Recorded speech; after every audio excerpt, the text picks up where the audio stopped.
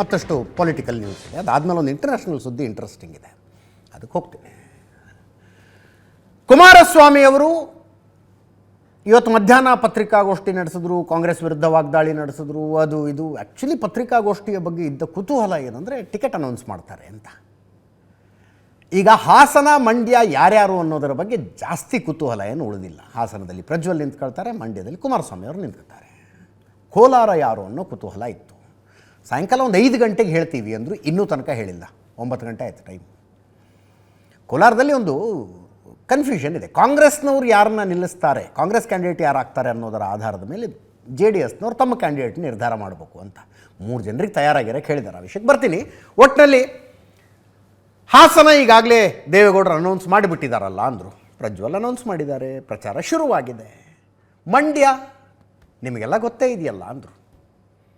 ಅದರ ಅರ್ಥ ನಮಗೆ ಗೊತ್ತಿರೋ ಪ್ರಕಾರ ಕುಮಾರಸ್ವಾಮಿಯವರು ನಿಂತ್ಕೊಳ್ತಾರೆ ಅಂತ.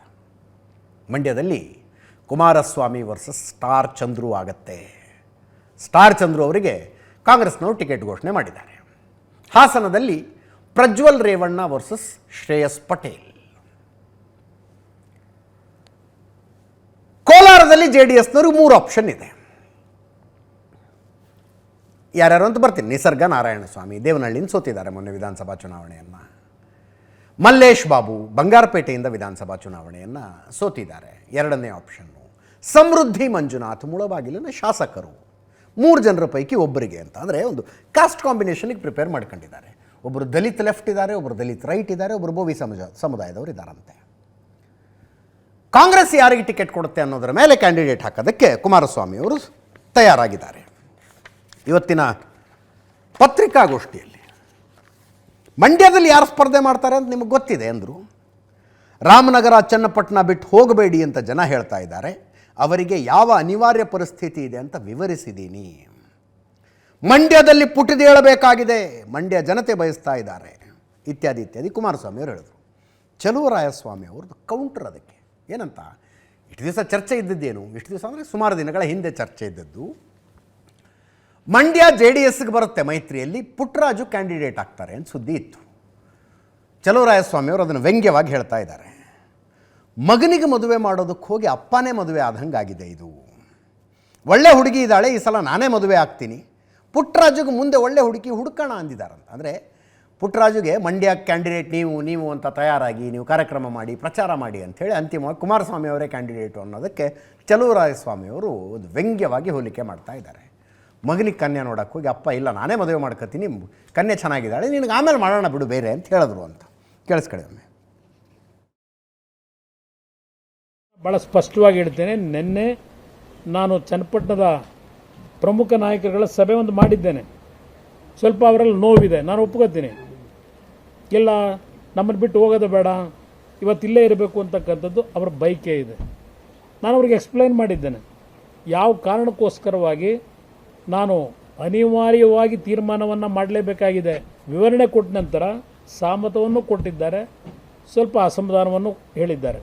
ಅದರ ಜೊತೆಗೆ ಇವತ್ತು ಮಂಡ್ಯದ ವಿಷಯದಲ್ಲಿ ನಮ್ಮ ಪಕ್ಷದ ಭವಿಷ್ಯದ ಮುಂದಿನ ದಿನಗಳು ಇವತ್ತು ಇರತಕ್ಕಂಥದ್ದು.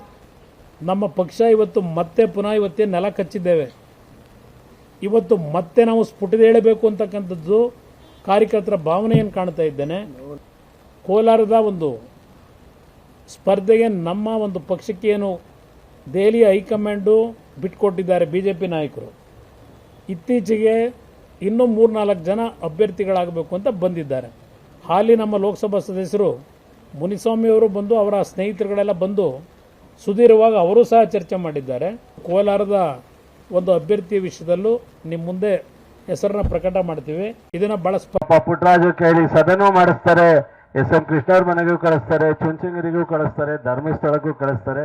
ಕೊನೆಗೆ ಯಾಕೋ ನಿನ್ಗೆ ಆಯ್ತಾ ಇಲ್ಲ ಕಣೆ, ನೋಡೋಣ, ನೀನು ನೋಡಿದ್ದೆ ಹುಡುಗಿನ ಸ್ವಲ್ಪ ಚೆನ್ನಾಗಿದ್ದಾಳೆ, ಹಾಗಾಗಿ ನಾನೇ ಮದುವೆ ಆಗಬೇಕು ಅಂತ ಇಚ್ಛೆ ಆಯ್ತಾ ಅದೇ, ಮುಂದೆ ಯಾವತ್ತಾರ ಒಂದು ದಿವಸ ಒಳ್ಳೆ ಹುಡುಗಿ ನೋಡೋಣ ನಿನಗೆ ಅಂತೇಳಿ ಇವತ್ತು ಜನತಾದಳದ ಮುಖಂಡರು ಪುಟ್ಟರಾಜು ಅವ್ರನ್ನ ಸ್ವಲ್ಪ ದಿವಸ ತಡಿ, ಮುಂದೆ ಯಾವ್ದಾರ ಒಳ್ಳೆ ಹುಡುಗಿನ ನಿನ್ಗೆ ತಂದು ಕಟ್ತೀವಿ ಅಂತೇಳಿ ಒಂದ್ಸಲ ಹಳ್ಳಿಲಿ ಗಾದಿ ಹೇಳ್ತಾರೆ, ಈ ಮಗನು ಮಾಡಕ್ಕೆ ಹೋಗಿ ಅಪ್ಪನೇ ಮದುವೆ ಆದ ಅಂತ. ಹಾಗಾಗಿ ಇವತ್ತು ಬೇರೆ ಥರದ ಸರ್ಕಸ್ ನಡೀತಾ ಇದೆ.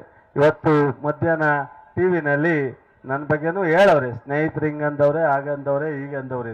ಹೌದಲ್ವಾ? ನಾನೇನು ಅವರನ್ನು ಯಾವತ್ತೂ ಅವ್ರು ನನ್ನನ್ನು ವೈರಿಗಳು ಅಂತ ಕರೆದಾರೆ. ನಾನು ಯಾವತ್ತೂ ಅವರನ್ನು ವೈರಿಗಳು ಅಂತ ಕರೆದೂ ಇಲ್ಲ, ಕರೆಯೋದೂ ಇಲ್ಲ. ನನಗೆ ಯಾವತ್ತೂ ಇದ್ರು ಸ್ನೇಹಿತರೆ.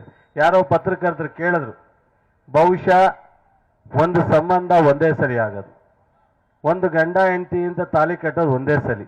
ಓದ್ ಕಡೆ ಎಲ್ಲ ಕರ್ಮಭೂಮಿ ಕರ್ಮಭೂಮಿ ಕರ್ಮಭೂಮಿ ಅನ್ನೋದಿದೆಯಲ್ಲ, ಅದು ಬಹುಶಃ ಒಳ್ಳೇದಲ್ಲ, ಅದು ಸೂಕ್ತ ಅಲ್ಲ ಅಂತ. ಈಗ ಸುಮಲತಾ ಏನು ಮಾಡ್ತಾರೆ? ಮಂಡ್ಯದ ಹಾಲಿ ಸಂಸದೆ, ಪಕ್ಷೇತರ ಸಂಸದೆ, ಬಿ ಜೆ ಪಿಯನ್ನು ಬೆಂಬಲಿಸಿರುವ ಸಂಸದೆ, ಈ ಸಲ ಬಿ ಜೆ ಪಿಯ ಟಿಕೆಟ್ ಆಕಾಂಕ್ಷಿಯಾಗಿದ್ದ ಸಂಸದೆ ಸುಮಲತಾ ಅವರು ಏನು ಮಾಡ್ತಾರೆ ಅದು ಗೊತ್ತಾಗ್ತಿಲ್ಲ. ಇವತ್ತು ವಿಜೇಂದ್ರ ಬಿ ಜೆ ಪಿ ರಾಜ್ಯಾಧ್ಯಕ್ಷರ ಮಂಡ್ಯದಲ್ಲಿದ್ದರು. ಒಂದು ಸಮನ್ವಯ ಸಭೆ ರೀತಿಯಲ್ಲಿ ಮಾಡೋದಕ್ಕೆ ಹೋಗಿದ್ರು ಅವರು. B J P J D S ಸ್ಥಳೀಯ ಮುಖಂಡರನ್ನು ಕೂಡಿಸಿ ಒಟ್ಟಿಗೆ ಒಂದು ಕಾರ್ಯಕ್ರಮ ಮಾಡೋದು, ಹೊಂದ್ಕೊಂಡು ಹೋಗೋಣ, ಚೆನ್ನಾಗಿ ಎಲೆಕ್ಷನ್ ಮಾಡೋಣ ಅಂತ ಹೇಳೋಕ್ಕೆ ಸುಮಲತಾ ಅವ್ರನ್ನ ಕರೆದಿದ್ರು, ಹೋಗಿಲ್ಲ ಅವರಲ್ಲಿ. ನಾಳೆ ತಮ್ಮ ಬೆಂಬಲಿಗರ ಸಭೆ ಮಾಡ್ತಾರಂತೆ. ಸಭೆಯ ನಂತರ ಏನು ನಿರ್ಧಾರ ತಗೋತಾರೋ ಗೊತ್ತಿಲ್ಲ. ಬಟ್ ಕುಮಾರಸ್ವಾಮಿ ಅವರು ಇವತ್ತಿನ ಪ್ರೆಸ್ ಮೀಟಲ್ಲಿ ಹೇಳಿದ್ದು, ಸುಮಲತಾ ಅವರು ತಮ್ಮ ಆಪ್ತರ ಜೊತೆಗೆ ಮಾತನಾಡಿದ್ದು ಕುಮಾರಸ್ವಾಮಿ ಅವ್ರಿಗೆ ಗೊತ್ತಾಗಿದೆಯಂತೆ. ಸುಮಲತಾ ಅವರು ತಮ್ಮ ಆಪ್ತರಿಗೆ ಹೇಳಿದಾರಂತೆ, ಕುಮಾರಸ್ವಾಮಿ ಅವರು ಕ್ಯಾಂಡಿಡೇಟ್ ಆದರೆ ನಾನು ಬೆಂಬಲಿಸ್ತೀನಿ ಅಂತ ಹೇಳಿದಾರಂತೆ. ಅದನ್ನು ಕುಮಾರಸ್ವಾಮಿ ಅವರು ಹೇಳಿದ್ರು, ಹಿಂಗೆ ಹೇಳಿದಾರಂತೆ, ನನ್ನ ಕಿವಿಗೆ ಬಿದ್ದಿದೆ, ನನ್ನ ಸಹೋದರಿ, ನಾನು ಮಾತಾಡಿ ಅವ್ರನ್ನ ವಿಶ್ವಾಸಕ್ಕೆ ತಗೊಳ್ತೀನಿ ಅಂತ ಕುಮಾರಸ್ವಾಮಿ ಅವರು ಅಂದರು. ನೋಡೋಣ ನಾಳೆ ಸುಮಲತಾ ಅವರು ಏನಂತಾರೆ.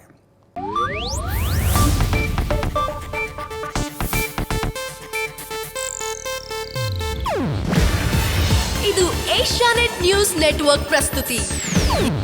ನೀವು ನೋಡ್ತಿದ್ದೀರಾ ಏಷ್ಯಾನೆಟ್ ಸುವರ್ಣ ನ್ಯೂಸ್.